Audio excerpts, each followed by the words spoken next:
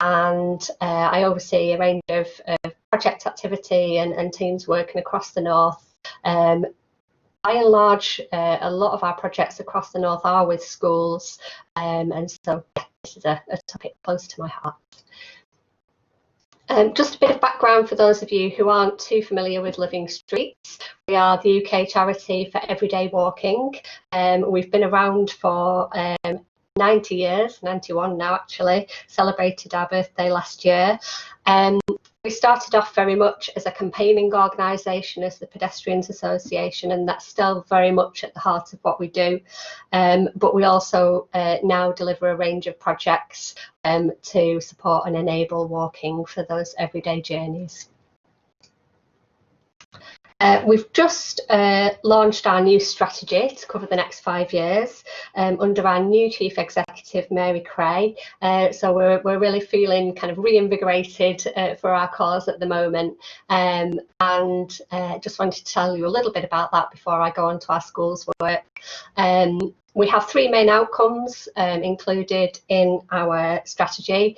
One around choosing walking, so making sure that walking is in its rightful place at the top of the transport hierarchy. And just to mention, in respect of consultations, that the highway code consultation is also running at the moment, and I think there's just a few more days of that left. So please do check out the highway code consultation.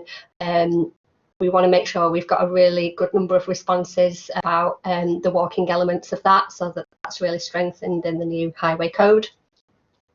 We're also going to be working towards better streets to enable everyone to choose walking, in particular working on design standards. We've got a growing number of infrastructure experts within the organisation and with our trustees as well, so we're really looking to strengthen that aspect of our work. And last but certainly not least, we're going to be working on our engagement with people from all different backgrounds, with all different abilities, and really making sure that streets are fit for everybody and enable everybody to get out and about. And then just to touch on our vision, so we're really working towards a nation where walking is the natural choice for local everyday journeys. That hasn't changed, that's been our vision for a little while now. And we've also got some kind of key ambitions that we'll be working towards over the next 10 years towards our 100th birthday as well. I will make sure we can share this presentation afterwards, so if you're spotting things that you'd like to look at a bit more, or some links, then don't worry, we can share that later on. So onto the matter in hand, school streets.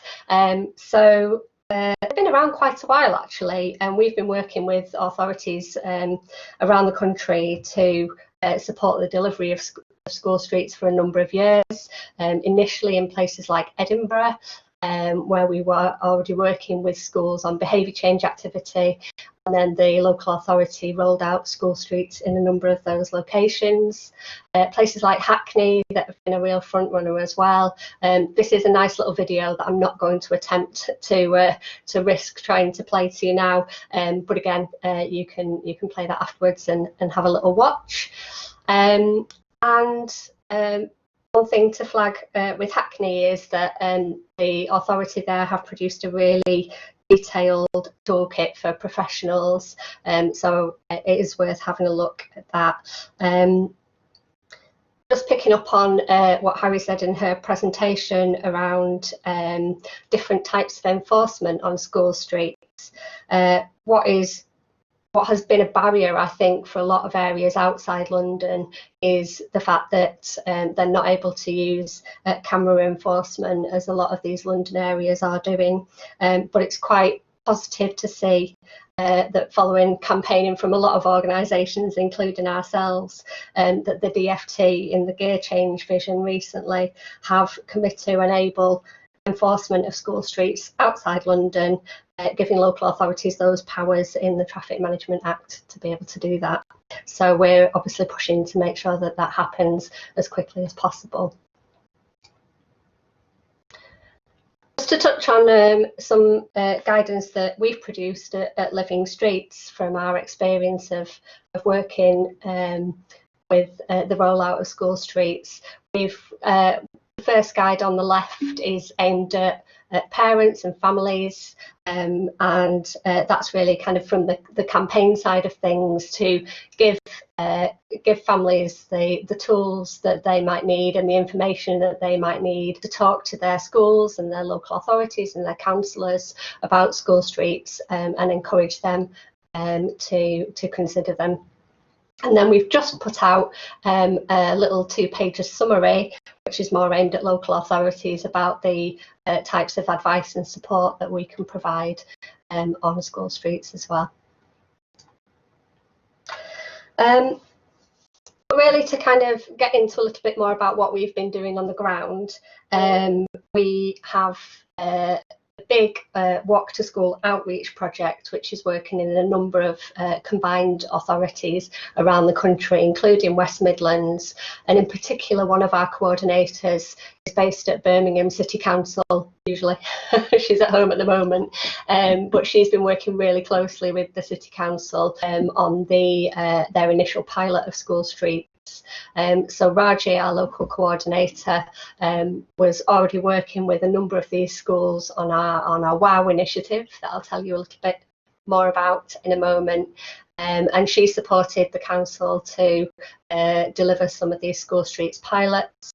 She helped to promote park and stride as an option, where it might be informal or it might be actually setting up an arrangement with a local church hall or a supermarket or a pub or somewhere like that, where parents can actually park that short walk away from school and walk with the children. So it really complements the school street and enables those families that do have further to travel to still get that walk in at the end and avoid that congestion and issues around the school gates. A lot of that support also involved engaging with parents and working really closely in partnership with the local authority as they delivered that initiative, and they've been really happy with how that first phase has gone, and they're going to be rolling it out more widely this year as well. So just to move across to Greater Manchester, and I guess I've already started to touch on it a little bit, but I'm going to talk a bit more broadly about some of the work that we're doing with schools and some of the things that we're seeing be successful and have been successful over our years of project delivery, and kind of looking at these in the context of school streets and how they can support each other. I think that's probably a key thing that we're realising. School streets is very much of the moment, you know, it's being quoted by DFT as best practice, and yes, school streets can be absolutely transformative in the right locations and with the right engagement alongside them, but they are part of a much broader picture and range of support that can be offered to schools and that schools can do themselves to get that transformation. So in Greater Manchester, they're another partner in our Walk to School outreach project, and I will get on to tell you a little bit about WOW in a moment, but our WOW Walk to School challenge is the kind of main offer that all schools have. And then with some selected schools, we work more intensively to overcome some of their particular barriers to walking.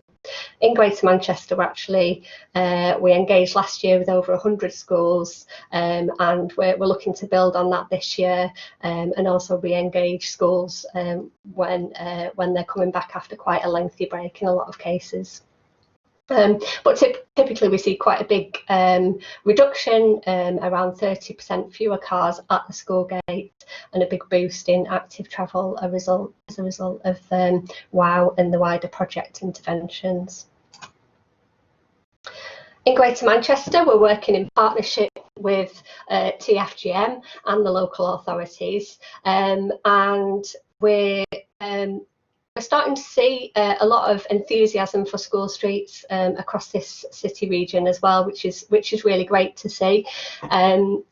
We've had feedback from TFGM that some recent research that they commissioned showed a really positive kind kind of approach to school streets from the local authorities. They're really keen, and we're starting to see some pilots and trials taking place across the region as well. So you might have seen it was in the news that Manchester closed streets outside quite a number of schools for Clean Air Day a couple of weeks ago. And Wigan are also piloting a school street at one of their schools. There might well be more going on already. It's a fast-moving picture, but great to see those early beginnings of school streets starting to be introduced. Also, TFGM and the local authorities are rolling out a programme of active neighbourhoods, or low traffic neighbourhoods as you might otherwise know them. And so as part of that programme, it might be that we start to see more school streets coming into the mix alongside other traffic filters and improvements to the street environments as part of that programme. So yeah, lots of exciting things on the horizon. I think obviously the Corona situation and the disruption that we've had over the last few months in some ways has made it difficult for schools and local authorities to start to trial these interventions, but in other ways it's shown how important it is that we do move forward with this. I've also just made a note of play streets and open streets. Again, across Greater Manchester, we're seeing lots of support for other street closures, and that's really positive to see.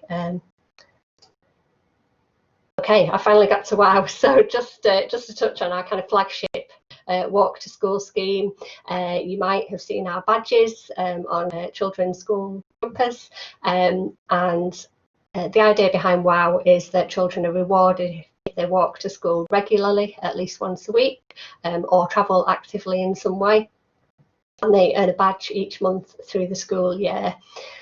So that scheme has been running for a really long time. Back in the day, we used to use wall charts to record how the children travel to school. But now we have our travel tracker, which can be used on the whiteboards or on the computer, and children record how they travel to school each day. So we're getting a really rich set of data from the travel tracker. Just with my other hat on, I actually did a master's recently and used the WOW data for my dissertation and got some really interesting findings from that. So what's quite exciting about that is that it means that we can start to be looking at the WOW data in areas where other interventions are happening, like school streets, and using that as one of the ways of evaluating the impact. So doing WOW alongside a school street, not only is it kind of the carrot to the stick that you might see as the school street for those coming all the way in the car, but it can also give us this valuable data as well. Just to touch on again some of the other complementary activities that we're seeing happening in Greater Manchester. This was at Beaver Road Primary School in Didsbury. Andy Burnham came to visit the school because they'd had a really successful campaign where the children actually went outside and were doing a bit of a pupil protest, and they had banners and they were chanting and really just raising awareness with parents.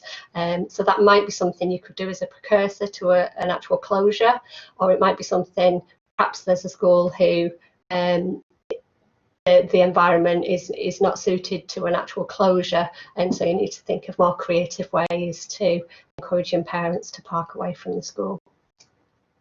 And in the same way, Park and Stride can be both a complement or an alternative to a school street. And we've had a couple of schools, in particular in Bolton and Wigan, who've worked with us to set up Park and Stride.